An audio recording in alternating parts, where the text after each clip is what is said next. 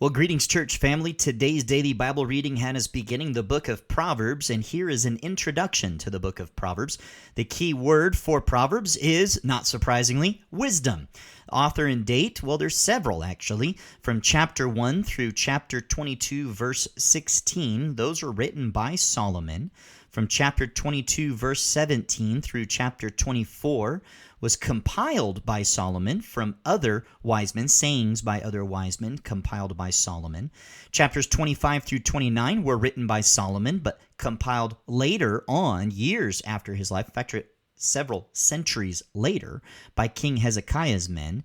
Chapter 30 was written by a man named Agur, and chapter 31 by Lemuel, but the exact identity of these men is unknown. Well, some noteworthy characteristics of the book of Proverbs. First, the word proverb comes from mashal, which means a saying, especially a wisdom saying. The word wise or wisdom, which is ultimately rooted in hakmah or hakam, sometimes we'll see shakal is also this wisdom, wise, appears about 109 times. 109 times throughout the Proverbs. Similarly, we see the word understanding about 57 times, knowledge about 39 times, instruction about 19 times, and prudent or prudence, closely related to wisdom, about 11 times.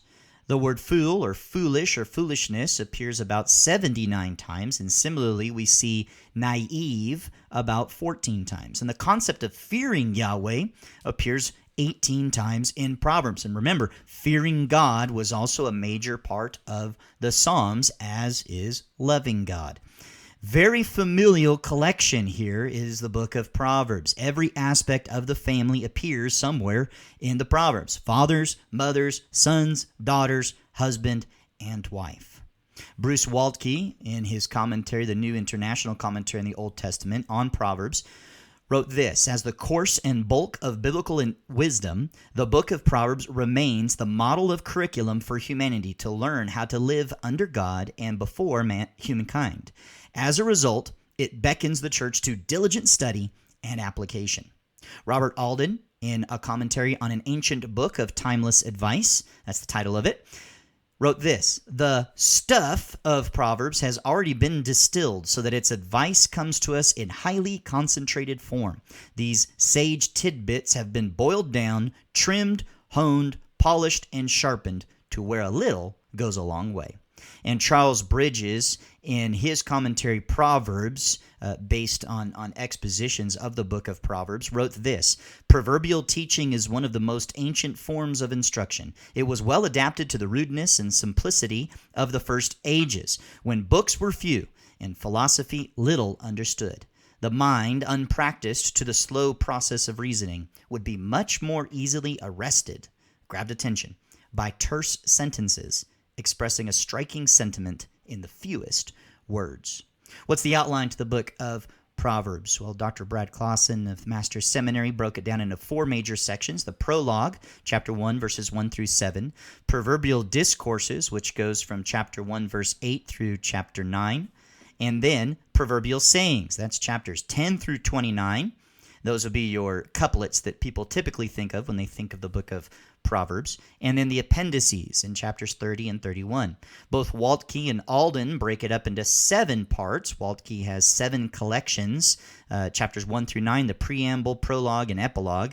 Chapter 10 through halfway of chapter 22, remember chapter 22 verse 16, are Proverbs of Solomon. Then chapter 22 verse 17 through chapter 24 verse 22, the 30 sayings of the wise.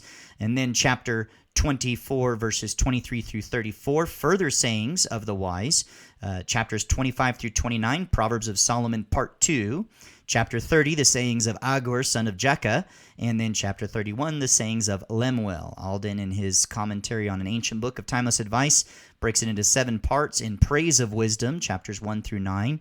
The Proverbs of Solomon, chapter 10 through chapter 22, verse 16. The sayings of the wise, chapter 22, verse 17 through chapter 24. More Proverbs of Solomon, copied by Hezekiah's men, chapters 25 through 29. The words of Agur in chapter 30. The words of Lemuel in chapter 31, 1 through 9. And then Alden breaks out the rest of chapter 31, which is exactly what we think of when we think of Proverbs 31, the noble woman, right? The excellent wife in verses 10 through 31. And the purpose of the book of Proverbs, to provide its readers with the knowledge and wisdom that every believer must have in order to live fearfully of and faithfully to the Lord our God. May that be our prayer as we study this wonderful book.